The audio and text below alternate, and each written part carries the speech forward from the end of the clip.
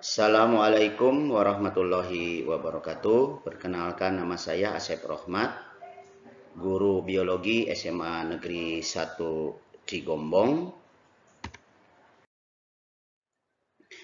Dalam hal ini saya akan membahas tentang faktor-faktor yang dapat mempengaruhi pertumbuhan dan perkembangan pada tumbuhan. Di mana faktor ini dibagi menjadi dua. Yang pertama adalah faktor internal dan yang kedua adalah faktor eksternal. Faktor internal itu merupakan faktor yang berasal dari tumbuhan itu sendiri. Sedangkan faktor eksternal adalah merupakan faktor yang terdapat di luar tumbuhan itu sendiri atau disebut juga dengan faktor lingkungan. Yang pertama ini faktor internal. Yang termasuk ke dalam faktor internal itu adalah yang pertama adalah genetik dan yang kedua adalah hormon. Yang kedua adalah faktor eksternal.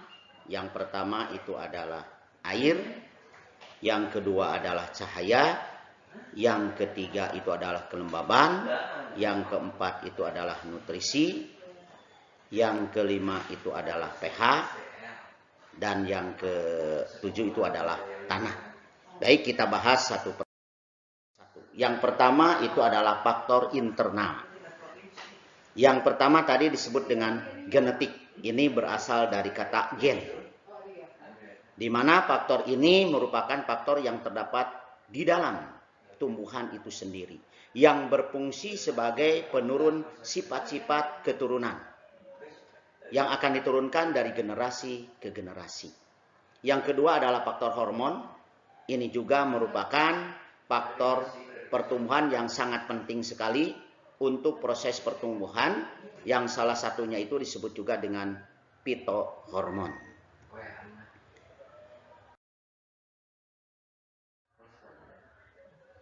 Di mana ada beberapa macam faktor hormon tersebut. Yang pertama itu adalah auksin, di mana fungsi yang paling utama itu adalah pemanjangan batang, dominansi apikal, fototropisme, dan geotropisme.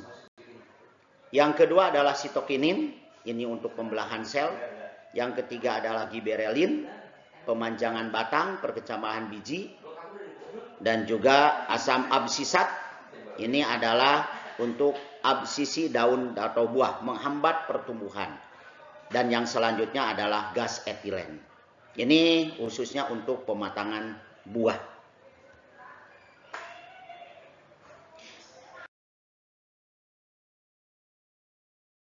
Yang selanjutnya asam traumalin, ini adalah penutup luka dan kalin. Lalu yang selanjutnya ini adalah faktor internal, ini adalah air. Yang pertama adalah air, sangat penting sekali dalam proses fotosintesis. Yang kedua juga cahaya, ini juga merupakan faktor yang sangat penting di dalam proses pertumbuhan ini, terutama di dalam proses fotosintesis. Lalu yang selanjutnya adalah kelembaban, di mana kelembaban rendah dapat meningkatkan laju transpirasi, sehingga penyerapan air dan unsur hara dapat meningkat. Lalu yang selanjutnya itu adalah nutrisi. Bagaimanapun juga nutrisi ini diibaratkan adalah unsur-unsur hara. Di mana unsur hara itu terbagi menjadi dua, ada unsur makro dan unsur mikro. Unsur makro sudah barang tentu, ini merupakan unsur-unsur mineral yang sangat banyak sekali digunakan di dalam proses pertumbuhan dan perkembangan pada tumbuhan. Contohnya ada C atau disebut juga dengan karbon, ada H itu hidrogen, ada O itu oksigen, nitrogen, sulfur, fosfor, kalium maupun magnesium. Dan yang kedua unsur mikro ini diperlukan sedikit tetapi sangat penting di dalam proses pertumbuhan. Contohnya besi atau Fe, Cu, Zn atau seng, Mo molibdenum, Br brom, Cl klorida. Lalu yang selanjutnya itu adalah faktor suhu. Di mana suhu juga ini optimum berkisar antara 10 sampai 30 derajat Celcius. Lalu yang keenam juga itu adalah oksigen. di mana oksigen ini diperlukan di dalam proses respirasi, terutama di dalam respirasi aerob. Dan yang ketujuh itu adalah tingkat keasaman tanah. Yang bagus itu adalah antara 6,8 atau 7,2. Itu adalah posisinya netral. Itu saja, terima kasih atas perhatiannya. Wassalamualaikum warahmatullahi wabarakatuh.